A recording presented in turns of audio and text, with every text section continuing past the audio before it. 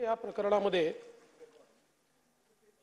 एक विद्यार्थी ज्यावेळेस एंटर करत होता त्यावेळी त्याचं जे काही ॲडमिट कार्ड होतं या ॲडमिट कार्डवर ABCD असे काही पॅटर्न लिहिले होते आणि हे लक्षात आल्यानंतर त्या ठिकाणी आपण ती परीक्षा रद्द केली, कारवाई केली, सगळ्यांना अटक केली।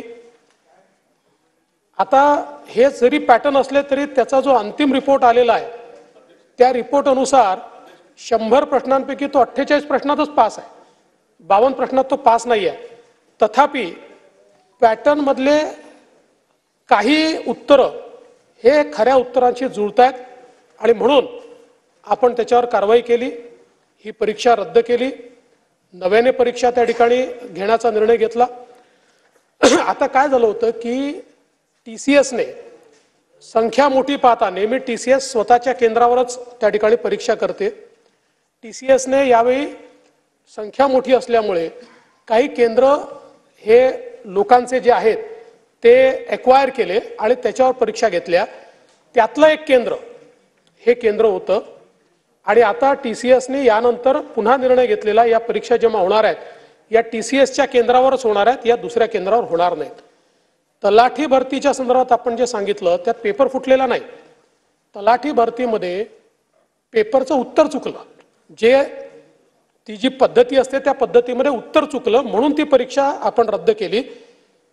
त्यावेळी नॉर्मली केंद्र सरकारच्या आणि आपल्या नियमानुसार समजा असं जर उत्तर चुकलं असेल तर सगळ्यांना समान मार्क दिले जातात, म्हणून तो जो काही प्रॉब्लेम झाला तो झाला होता, पण त्याच्यावर सगळ्यांची ओरड झाली आणि ती ओरड झाल्यामुळे त्या ठिकाणी आपण तो जो काही हे आहे पेपर तोही रद्द केला।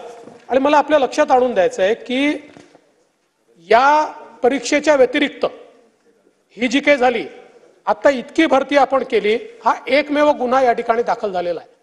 या व्यतिरिक्त पेपर फुटीचा कुठलाही गुन्हा म्हणजे आता पेपर फूट आहे की नाही हे नंतर एस्टॅब्लिश होईल, कारण 100% पैकी त्याला फक्त 48 प्रश्न आले आहेत, पण तरी देखील आपण त्याच्यावर कारवाई केलेली आहे। या व्यतिरिक्त दुसरा कुठलाही गुन्हा या ठिकाणी दाखल झालेला नाही। पण मला एक लक्षात आणून द्यायचं आहे आणि ही फार महत्त्वाची माहिती मी आपल्या लक्षात आणून देतो आहे, कारण आपण ज्यावेळेस स्वीपिंग अशा प्रकारचे स्टेटमेंट करतो त्यावेळी युवांमध्ये एक त्याच्या संदर्भातली गैरविश्वास तयार होतो आणि म्हणून मला लक्षात आणून द्यायचं आहे की आतापर्यंत आपण घोषित केलं होतं 75,000 भरतींचं, आपण परीक्षा कंडक्ट केल्या आणि हे सरकार आल्यानंतर 57,452 नियुक्ती आदेश दिले। 57 म्हणजे परीक्षा कंडक्ट करून विथ नो डिफॉल्ट 57,452 आणि ज्यांची परीक्षाही पूर्ण झाली आहे, कागदपत्रही पूर्ण झालेले आहेत आणि त्यांना आता फक्त नियुक्तीपत्र द्यायचं आहे, असे 19,853 म्हणजे एकूण आता ज्यांचं सगळं संपलेलं आहे आणि ज्यांना नियुक्तीपत्र मिळालंय किंवा मिळतंय याची संख्या 77,305 आहे।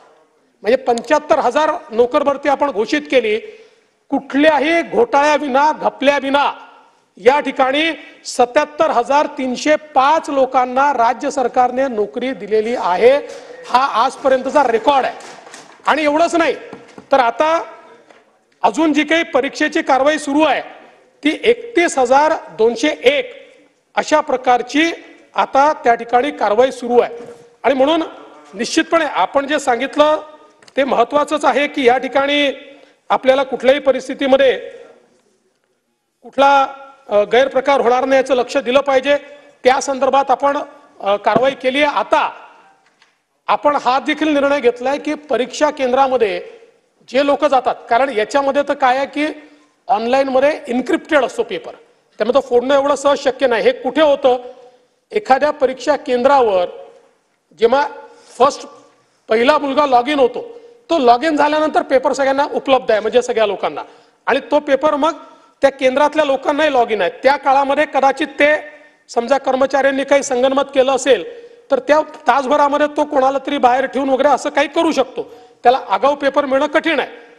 पण याकरता आता आपण निर्णय केलाय की आपण या संदर्भात रँडमायझेशन केलाय म्हणजे आता परीक्षा केंद्रावर कोण लोक राहतील हे त्यांना सकाळीच कळेल, त्याच्या आधी त्यांना कळणार नाही. दुसरं, जसं आपण इलेक्शनमध्ये त्या ठिकाणी ऑब्झर्व्हर ठेवतो, तसं उपजिल्हाधिकारी लेवलचे अधिकारी हे सगळ्या परीक्षांना त्या ठिकाणी ऑब्झर्व्हर म्हणून आपण पाठवतो की त्यांनी जाऊन त्याचं ऑब्झर्वेशन हे केलं पाहिजे. आणि तिसरं महत्त्वाचं हे आहे की परवाच आपल्या या ठिकाणी कॅबिनेटने एक निर्णय केलेला आहे आणि त्या निर्णयाप्रमाणे गट क च्या ज्या जागा आहेत, या गट क च्या जागाही टप्प्याटप्प्याने पुढच्या 6 महिन्यामध्ये या सगळ्या जागा गट क च्या याही आपण एमपीएससी कडे वर्ग करतोय. याचीही परीक्षा आता एमपीएससी घेणार आहे. त्यामुळे या संदर्भात आता जी काही लोकांची मागणी होती की एमपीएससीने करावं, तोही आपण विषय केलेला आहे.